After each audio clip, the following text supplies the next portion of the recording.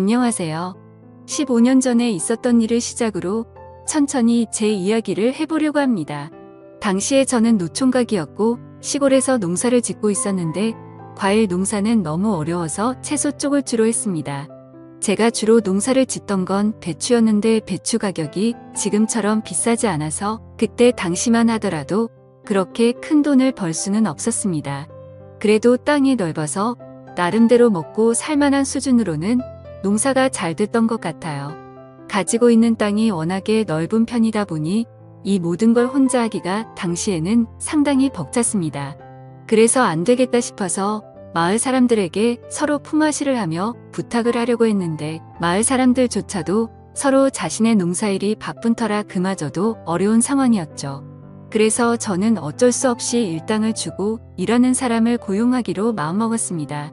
그래서 고용업소에 전화해서 일주일 정도 사람이 필요한데 사람 한 명만 보내줄 수 있냐고 물어보니까 농사 쪽은 남자들이 안 가려고 한다면서 아줌마 한 명을 보내준다고 하더라고요. 일당도 비싸게 줘야 하던데 아줌마들도 일을 잘하냐고 물어보니까 걱정하지 말라고 말하며 또뜰한 사람으로 보내줄 테니까 일당이나 두둑하게 챙겨달라고 말하더군요. 그래서 그날 바로 수확을 도와주러 아줌마 한 명이 왔고 그 아줌마는 오자마자 통통하게 익은 배추들을 보면서 배추들이 정말 탱탱하게 잘 익었다면서 속이 꽉 차서 맛있을 것 같다는 말을 하더라고요.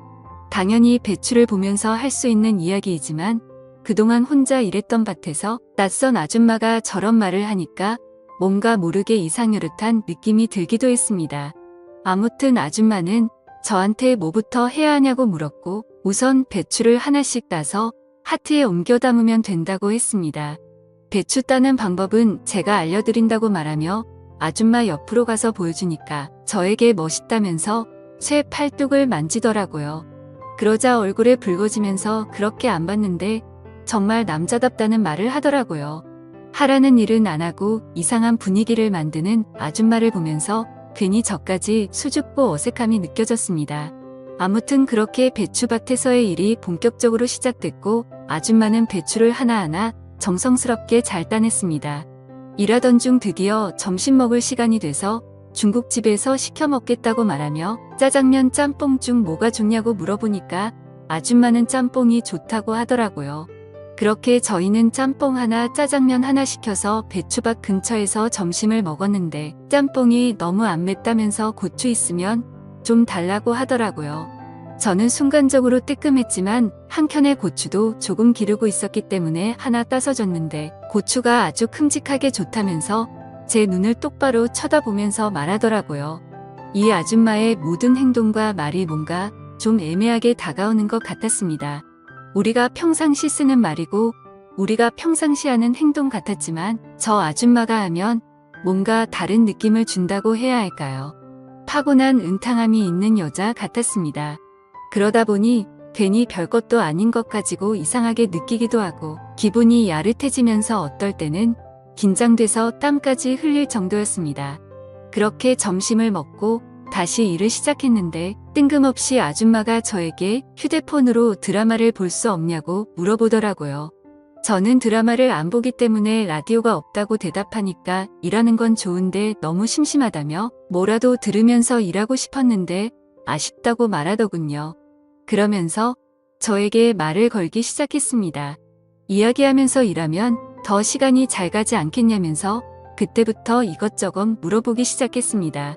결혼은 하셨냐, 이 농사는 언제부터 시작했냐, 6시 내 고향에 출연해 봤냐 등 온갖 걸 다 물어보더라고요. 조금씩 대답을 해주니까 어느 순간부터 그 아줌마는 저에게 대답하기 곤란한 질문들까지 쏟아내기 시작했습니다. 왜 그 나이 되도록 결혼을 못했냐고 물어보는데 혹시 남자로서 문제가 있는 게 아니냐는 말까지 서슴없이 하더라고요. 저는 그래도 남자이고 제가 고용한 사람한테 이런 말까지 들어야 하나 싶어서 아줌마에게 화를 냈고 그러지 않아도 노력하는 중인데 기분 나쁘게 말하지 말라고 했습니다. 비록 농촌 가겠지라도 아무래도 슬슬 결혼은 해야 할 것 같다는 생각이 들어서 이곳저곳 수소문을 받지만 농촌으로 결혼을 오려는 여자는 없었다고 말했습니다. 아줌마는 저에게 요즘 여자들은 대부분 그렇다고 하지만 자기는 농촌으로 시집 오는 것도 나쁘지 않다고 생각한다며 자기도 농촌에 시집 왔지만 결혼에 실패하여 지금은 혼자라고 말하더군요. 그러면서 아줌마는 그런 외국인 아내랑 결혼할 생각은 안 해봤냐고 하며 요새 그게 대세라고 하더라고요. 지금은 국제 결혼이 조금 시들어지긴 했지만 그때 당시만 하더라도 국제 결혼이 정말 유행이었습니다. 많은 농촌 남자들이 외국인 아내를 만난다고 말하길래 나는 아줌마에게 그러지 않아도 나도 외국인 아내라도 맞이해볼까 해서 국제 결혼에서 주관하는 베트남으로 잠시 떠난 적이 있었다고 말했습니다.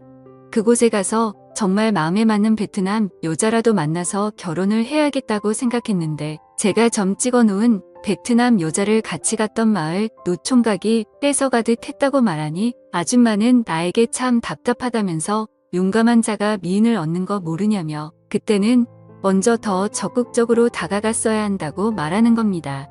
그래서 저는 솔직히 여자들은 너무나 어려운 존재라고 말하며 농사일이나 해봤지 여자들에겐 어떻게 대해야 하는지 아무것도 모르겠다고 말하니까 아줌마가 갑자기 주위를 살피더니 그럼 어떻게 대해야 되는지 한번 몸소 가르쳐줘도 되겠냐고 하는 겁니다. 그래서 저는 그 모습에 놀라 대체 뭘 어떻게 하실 거냐고 하길래 아줌마는 제 어깨에 손을 올리고 제 주변을 돌더니 살금살금 다가와서 어느새 아줌마 얼굴이 제 얼굴과 맞닿으려는 그 순간이 되어버렸습니다. 저는 당황해서 눈을 감아버렸는데 아줌마가 어서 눈 뜨라며 저를 툭툭 치기 시작했고 깜짝 놀란 저와는 다르게 아줌마는 별것도 아닌 거에 왜 그러냐고 하더라고요. 여자를 안 만나본 티가 난다면서 이렇게 순둥이처럼 행동하면 여자들이 싫어한다는 조언을 해주더라고요.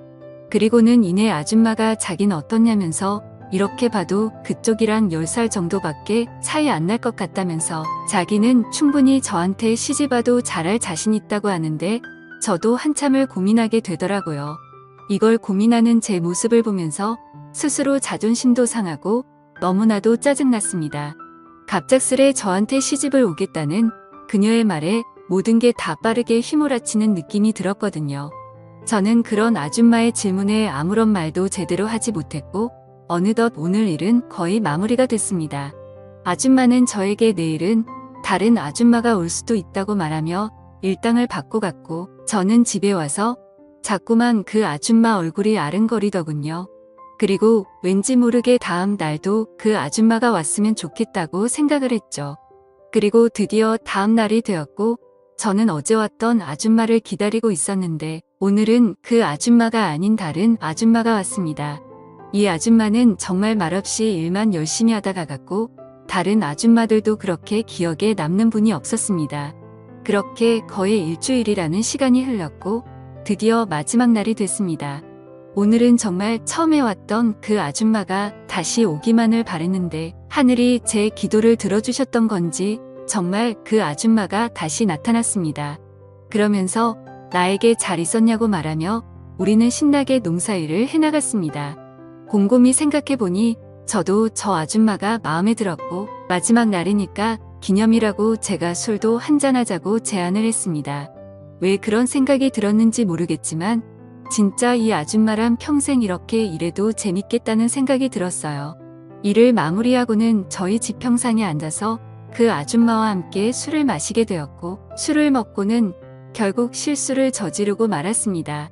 다음날 이른 아침에 저희 집에 놀러온 옆집 부부가 저의 잠을 깨우더니 같이 한 방에서 자고 있던 아줌마도 부스스한 상태로 따라 나온 것이었습니다. 그러면서 도대체 이른 아침부터 누구냐고 하길래 저는 너무나 당황스러워 아무 말도 못하고 있으니 쥐도 새도 모르게 장가간 거 아니냐면서 그것도 아니면 숨겨둔 마누라가 있었냐고 말하는 겁니다. 저는 옆집 부부에게 그런 게 아니라고 해명했지만 그 나이 될 때까지 결혼 안 하고 산 이유가 이거냐고 말하더라고요. 저는 도대체 무슨 소리를 하냐면서 그런 거 아니라고 끝까지 오해라고 했지만 아니긴 뭐가 아니냐며 우리 마을 신문에 대문짝으로 나올 만한 이야기라고 하면서 깜짝 놀랐다고 하고는 돌아갔습니다. 그 뒤로 그 소문은 온 마을 사람들 귀에 다 들어가게 되었고 저는 그 아줌마에게 마음도 있겠다 소문도 다 퍼졌겠다. 그리하여 그 아줌마랑 미래를 약속하게 되는 지경까지 이르게 됐죠. 사실 점점 그녀와 저는 성격도 생각도 잘 맞았거든요. 우리는 연상 연하 커플이지만 일을 할 때도 손발이 잘 맞고 모든 게 다 잘 맞았습니다. 이 이야기가 벌써 15년 전 이야기이고 우리 부부에게 태어난 첫째 아이가 벌써 중학생이 됐으니까 세상 돌아가는 것 참 빠르다고 생각합니다.